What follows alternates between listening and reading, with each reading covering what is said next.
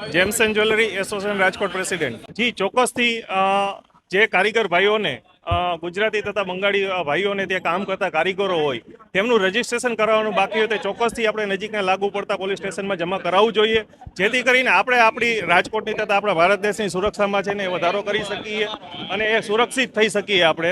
આપણે ત્યાં જે કામ કરતા લોકો હોય છે તેનું રજીસ્ટ્રેશન હોય તો આપણે એક પુરાવા તરીકે સાબિત થાય કે આપણે વેરીફાઈ લોકો છે અને તેનું રજીસ્ટ્રેશન કરાવવું જરૂરી છે.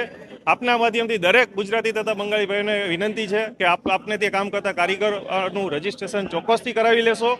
અને આજે જ્યારે ચેકિંગ હાથ ધરવામાં આવ્યું છે, આ પહેલાં પણ લગભગ 5-6 દિવસમાં 25 થી 27 જેટલા કેસો નોંધાણા છે. તેમજ આપણે પોલીસ જે એસઓજીની ટીમ છે એમને પણ રિક્વેસ્ટ કરીએ કે જો એ થોડોક સમય આપે તો અમારા એસોસિએશન તથા બંગાળી એસોસિએશન છે તેઓને સાથે લઈ અને 5-15 દિવસનો સમય આપે, જેથી કરીને જે લોકો બાકી છે તે લોકો પોતાનું રજીસ્ટ્રેશન વહેલાસર કરાવી શકે. અંદાજિત 50,000 થી 1 લાખ સુધી બંગાળી કારીગર ભાઈઓ કામ કરતા હશે.